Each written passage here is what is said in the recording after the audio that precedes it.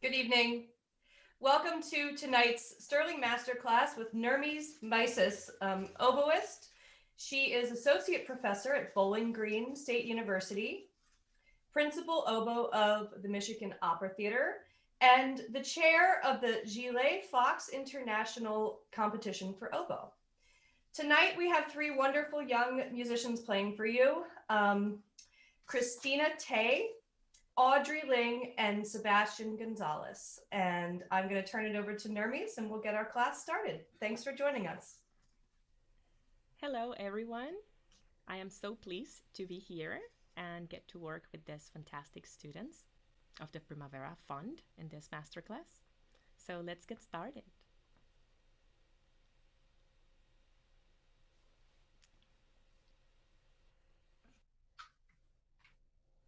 Can you hear me? Yes.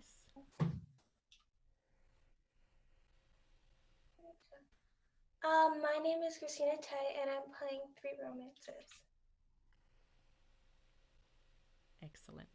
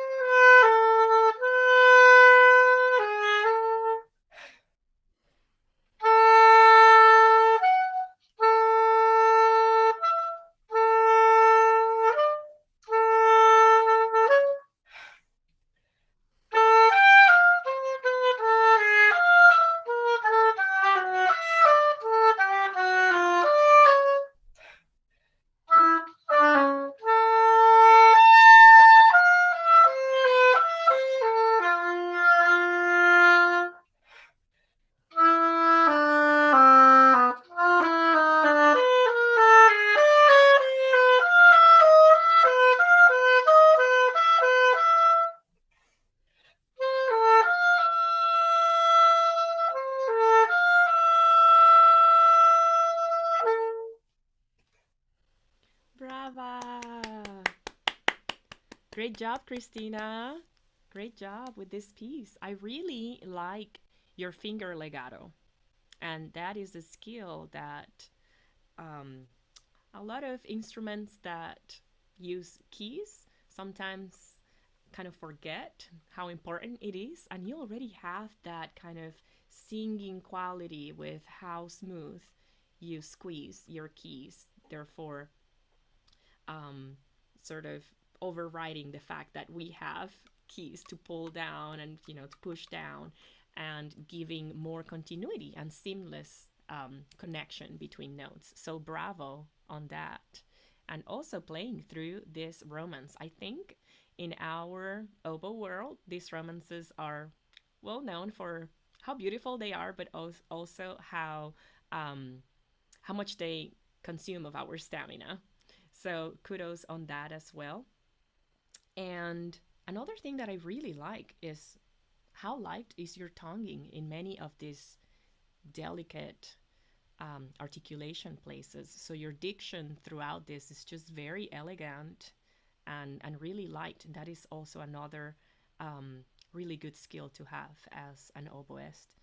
So how long have you been studying this piece?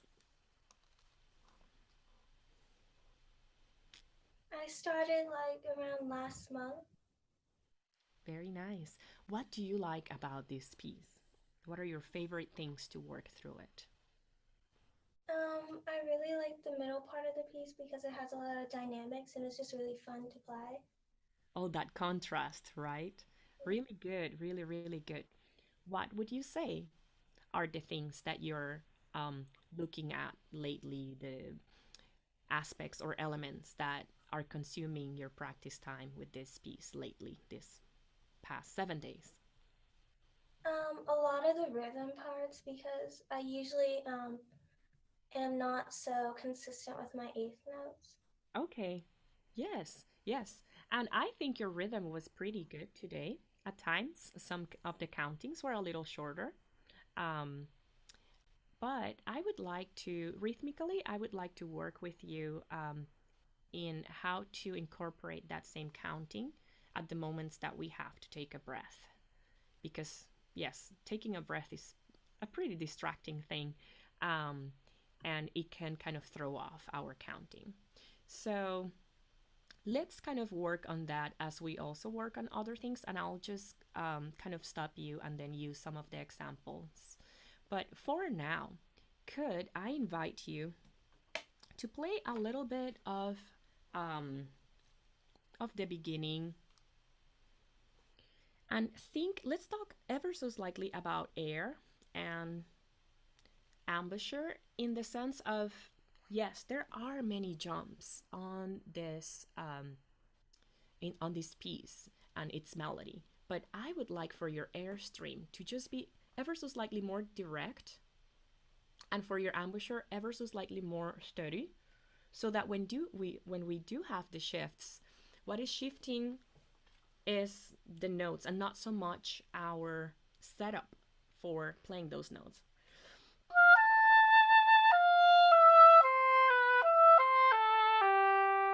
So the whole time I'm kind of just like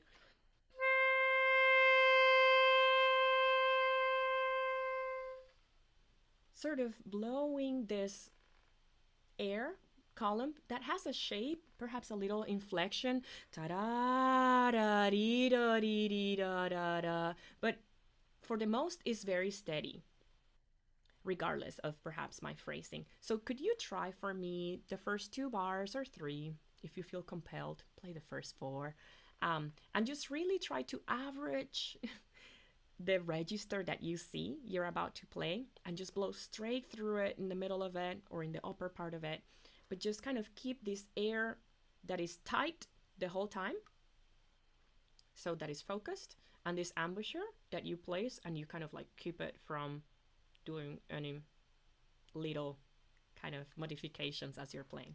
Try it. First 4 bars.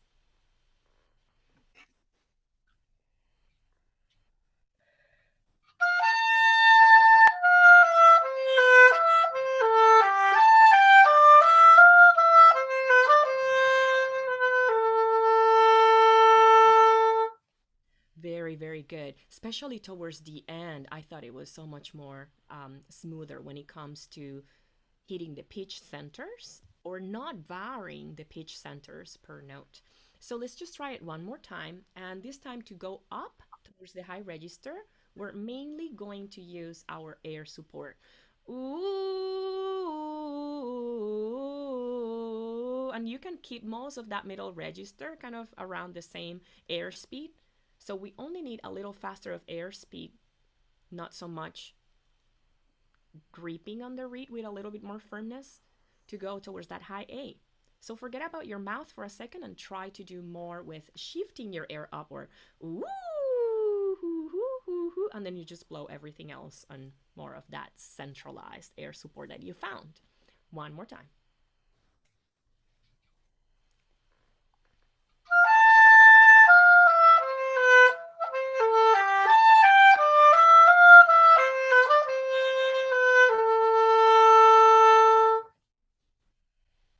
Do you hear a difference? Yeah. What is it? What do you hear? Um, it's less shaky, it's more stable. Yes, totally. And it got shaky for like one little second, and then you kind of like realized and you were like, never mind. I have this under control. So just kind of like more stable embouchure. Okay, so yes, I would like you to continue to consider that your air pressure and speed of the air will do most of the work in the oboe. The embouchure should do less work and should kind of like be your last resort for perhaps manipulating for dynamics and color changes, but not necessarily for helping you with pitch as much. We rely more on the quality of the reed and the quality of the air for that. Okay, so now could we start? Let's start one more time from the beginning. Actually, I would like now to see your counting on that long A that you just reached at the end of that phrase, and how you take a breath also in a stable way. Let's also apply that term of stability to taking a breath. How late can you take a breath every time that you need to in this piece? And how elegantly can you wrap up the previous note, take a breath that is relaxed, quick, and then engage again your sound in a stable way, kind of sneaky, in an elegant way. So if you're holding the A,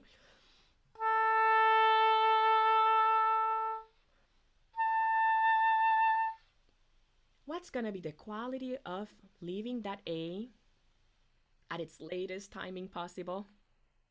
Sneaking in a breath that's silent and relaxed, yet quick and efficient, and then coming in like nothing happened and everything is super beautiful. So go back from the beginning and play all the way till bar 9 and try to take that breath between the octave A's.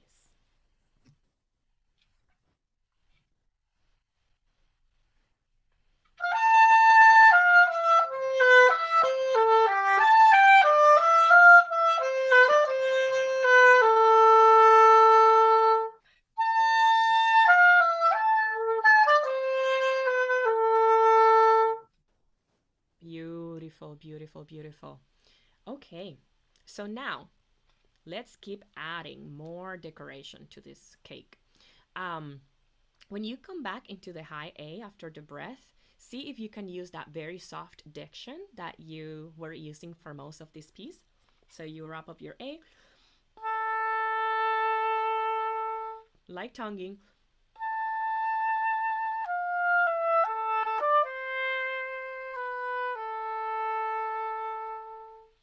And also kind of evaporate the end of that last A. Would you like to start from the beginning one more time?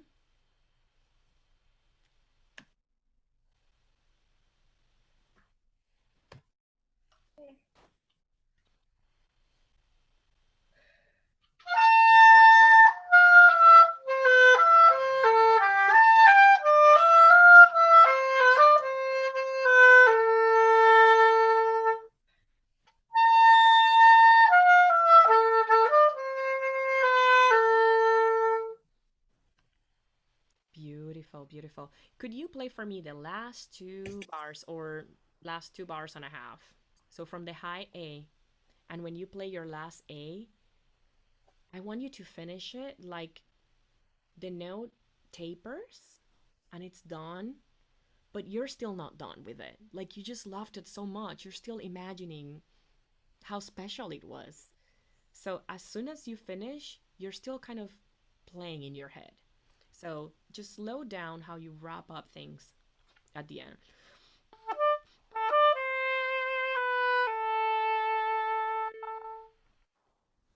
And the note is still kind of like going on in your imagination and the listener's imagination. So we kind of respect the fact that they're also enjoying that last note we played, and we just hang on to it, at least mentally or emotionally. So one more time from the high A.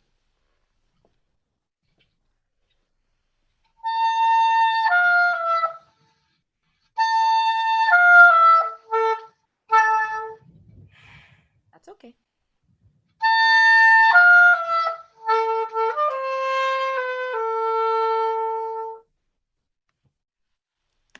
Close, close, close.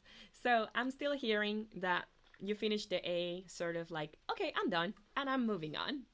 And I would like just to continue to maintain that more reflective side of how this first introductory melody leaves the listener kind of like hanging, like, okay,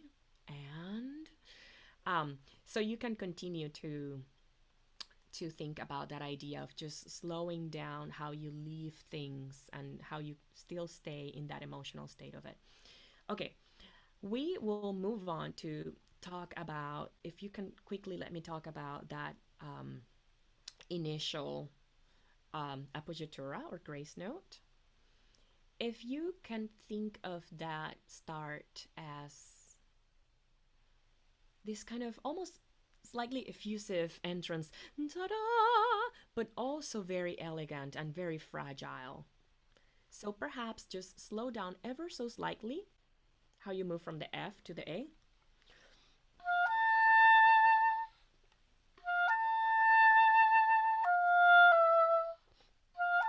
And just kind of like float upward before you come down. Very gentle, no rush in this piece. Do you want to try just the first two notes, or three or four?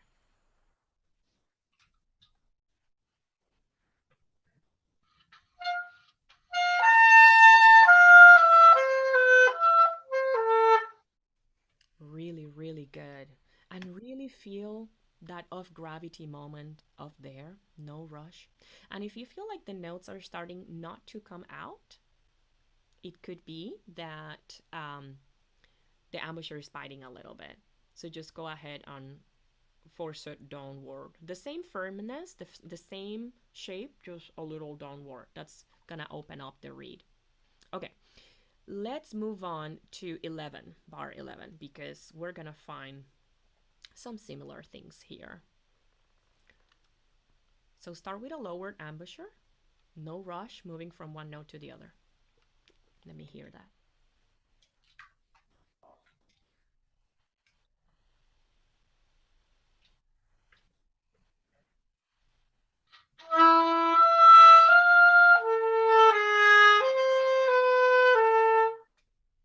Really good.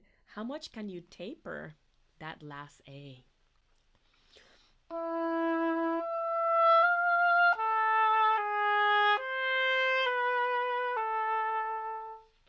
Like it's always sounding.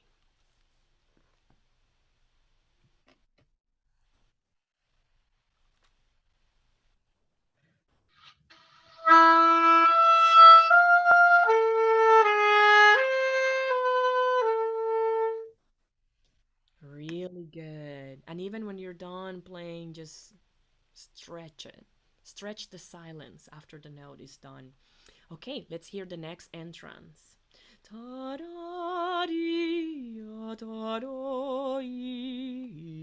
For this last low note, you're gonna need that upper lip too. Sort of like help accommodate it downward, which is a little bit of what was happening on bar 8 when you came from the high register to your middle register quickly. The shifts in this piece are incredibly hard. So just use your upper lip downward to make them come out. So let's take that entrance of bar 16.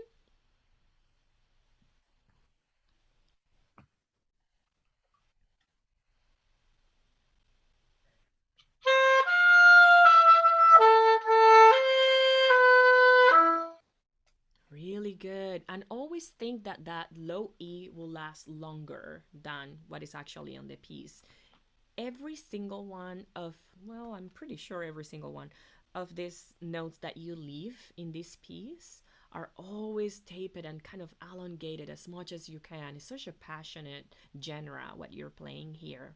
That, yeah, just don't let go. You never want to let go on this piece. It's just so emotionally clingy. So one more time, and really hang on to that E so that it doesn't cut off before the quarter note is really over.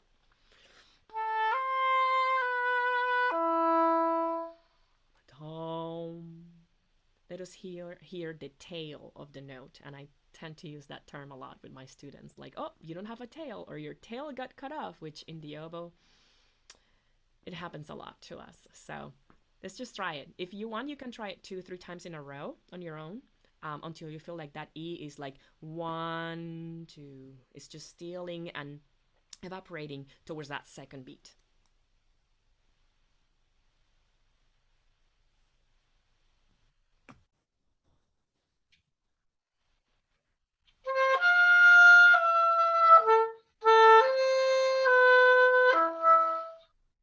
That's okay. This is super, super difficult. You want to try a couple more times?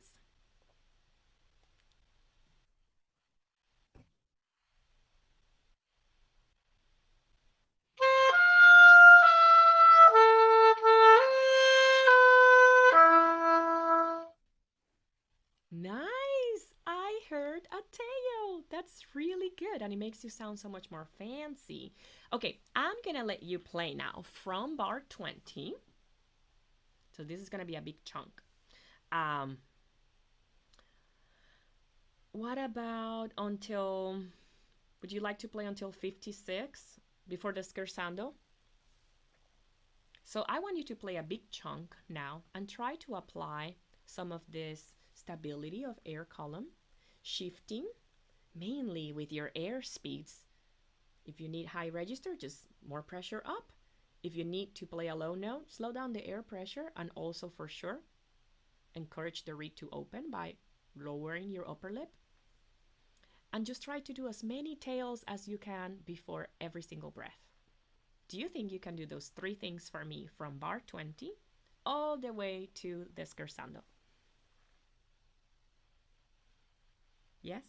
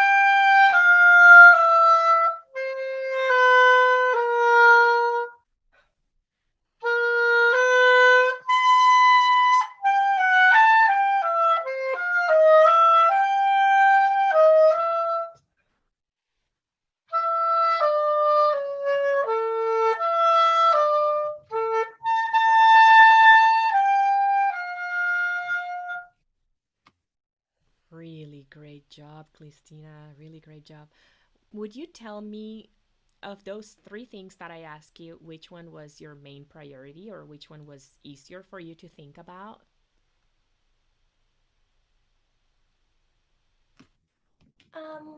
The air. The air support, just having that focused, steady air. Really good. I'm really glad that stuck with you really well. I also heard a lot of tapers. I also heard like not so much rushed endings. Was that something you were actively thinking about? Yeah. That is really good. Really, really good. So, well, we are out of time. I am so happy that I got to meet you today and work on this piece and a little bit on some really difficult oboe things. Like every single time any of us play this piece, we have the exact same challenges that you are having too. So keep at it and listen to a lot of recordings. Oh, there's so many wonderful recordings of this piece. And yes, I cannot wait to hear you sometime in the near future. Thanks for playing for me. Thank you.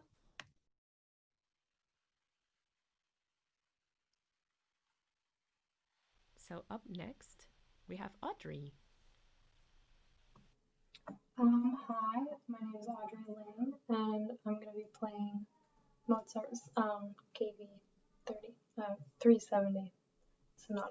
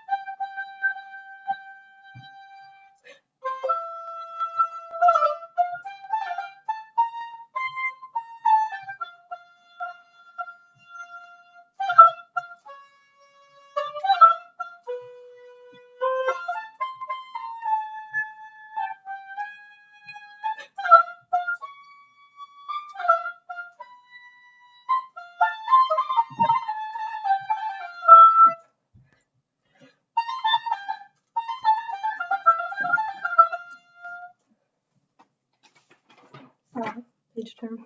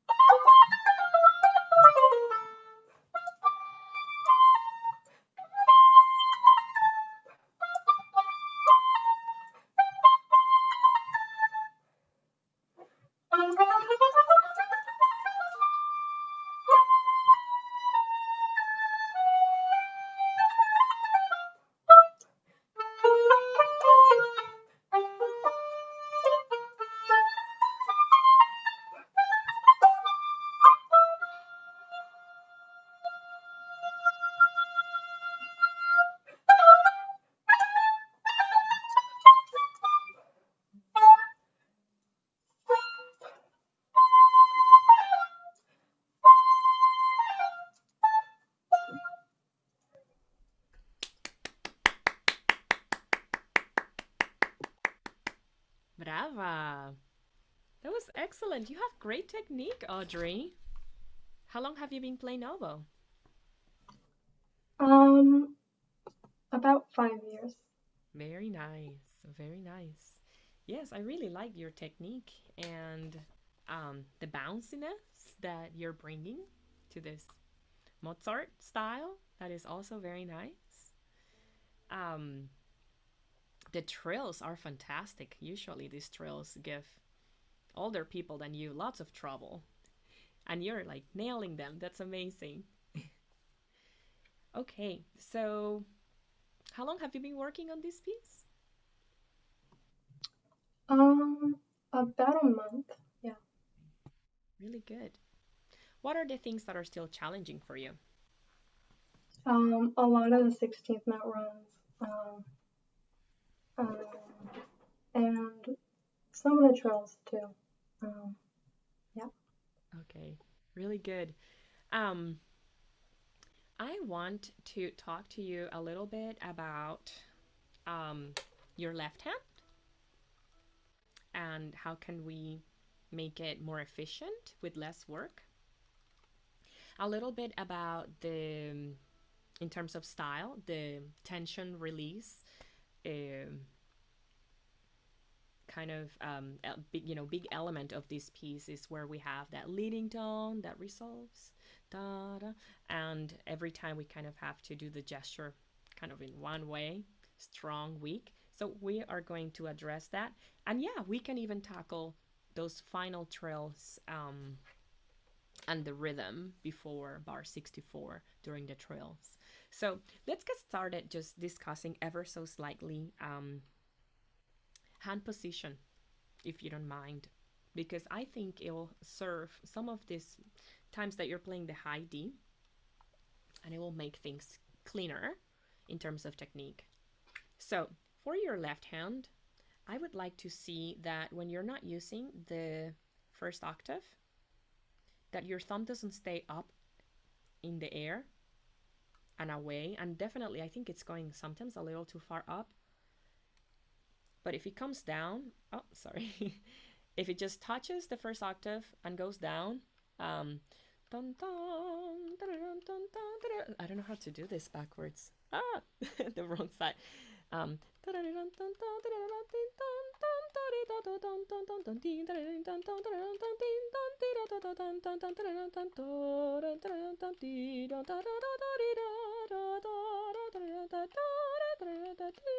See how economic that is, like on, off, on, off, on, off, on, off, on. Does that make sense?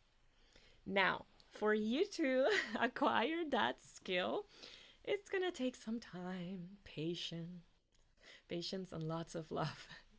I think you're just gonna have to go back to scales in your warm-ups and just like actively like think about what the thumb is doing. Have you found that being an issue before? Yeah. I usually have a lot of trouble reaching the high D. So. What about the thumb being high up and kind of taking time to do its job? Have you had someone pointed that out, or? My like normal teacher, yeah, has said it a couple times. Yeah. So I would say it's time to work on it. I feel like this Christmas time is the perfect time to just get at it, just every day doing warm ups where you're only thinking about that because it's going to take some time and it's just going to um, give more efficiency to your technique, which in the long run, as things pieces, your repertoire gets more advanced, harder and harder. It's just going to bring a lot of good for your playing. Then, still on the left hand, I would like to see that even when you're playing a D, when you move the half hole, when you open the half hole, only the index rotates as opposed to the whole hand.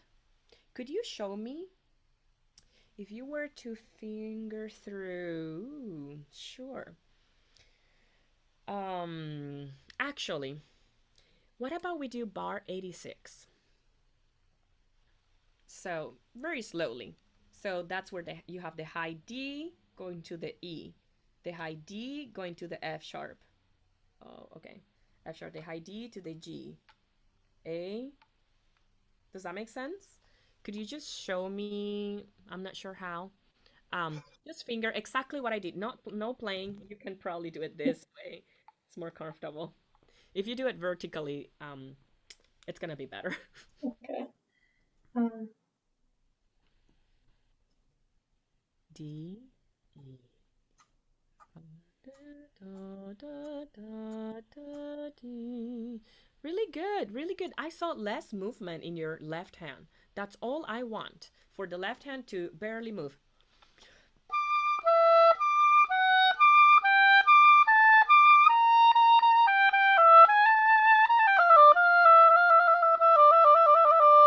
Does that make sense? So when the index move or when you use the first octave, things move very little.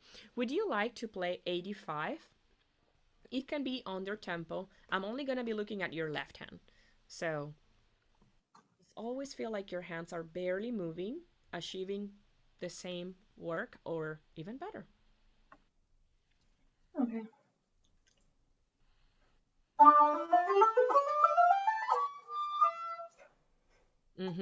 I already see what I was seeing before, which is a lot of movement on the left hand. So could you play for me again? No playing, just show me in the camera. Look at the scale. Re, mi, fa, sol, la, si, do, re, mi, fa, sol, la, si, do, re, mi, fa, sol, la, si. Just show me that. You don't have to sing, but you're welcome to. Let's see.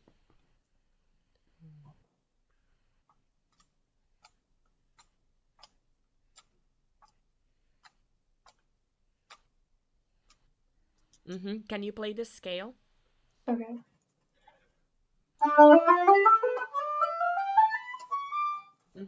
Now play the scale without playing in the reed. And so show me the scale here again.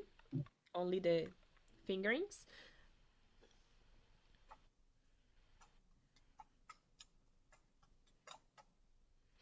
Actually, when you are not playing on the reed, you are a little bit more economical in your mechanics, hand mechanics, which is really good. That is what I'm looking. So what I'm looking for. So when you're not playing in the reed, you're less, clicky and less movement here. Re, mi, fa, sol, la, si, do, re, mi, fa, sol, la, si, do, re. But then when you play, like I just see too much like shifting of even your wrist as well. So that would be really cool if you can work to minimize as much as possible. There is, well, actually, I don't think there should be any wrist movement when you're playing a half hole or opening the first finger. Does that make sense? Perhaps it just moved ever so slightly there.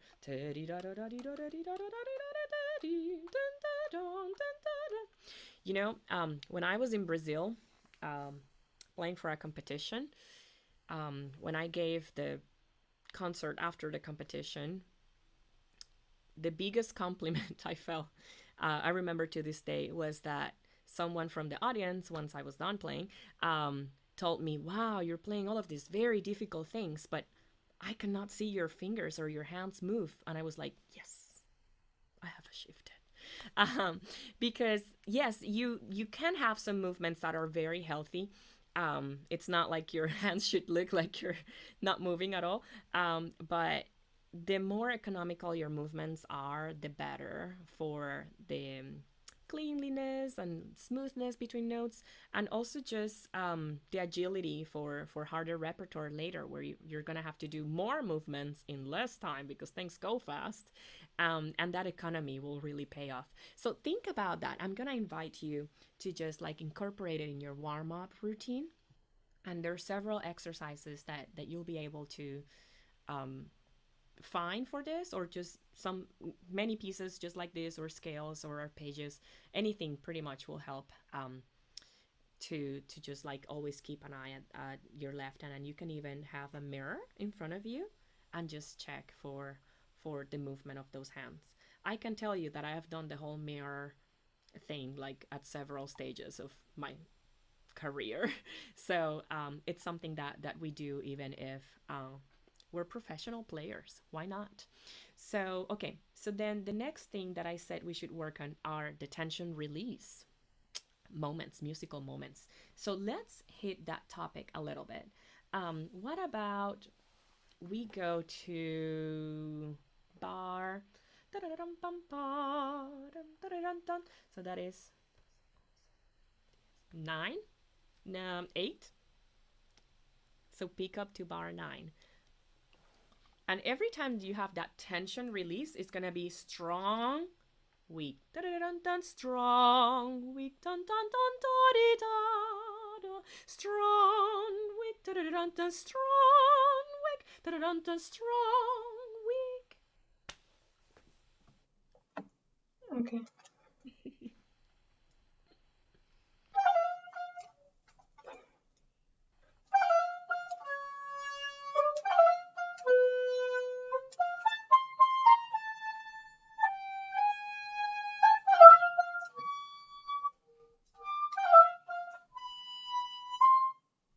Really good, really good. Can I hear 12?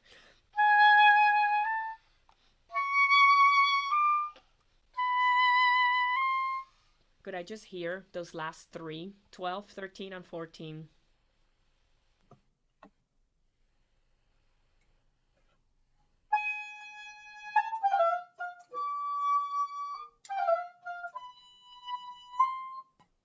Yeah, I really like the last one because it had a tail and it was truly soft. That second note was truly kind of like, oh, I'm done. Life is easy. Could you achieve that kind of resemblance of a tail on the A? G sharp A, da, da, as opposed to letting them kind of like clip.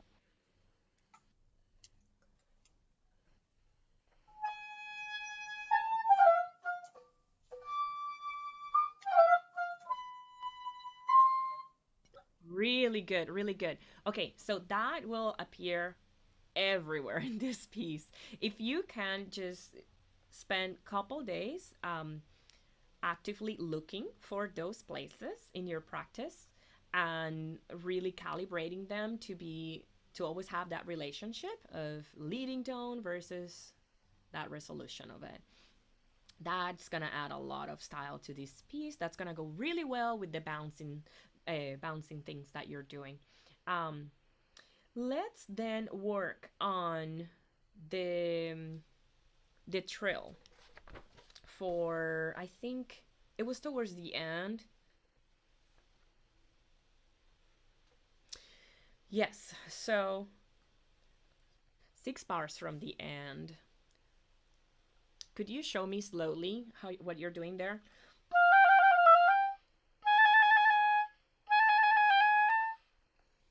I want to check what you're doing. Okay. Ooh, oops.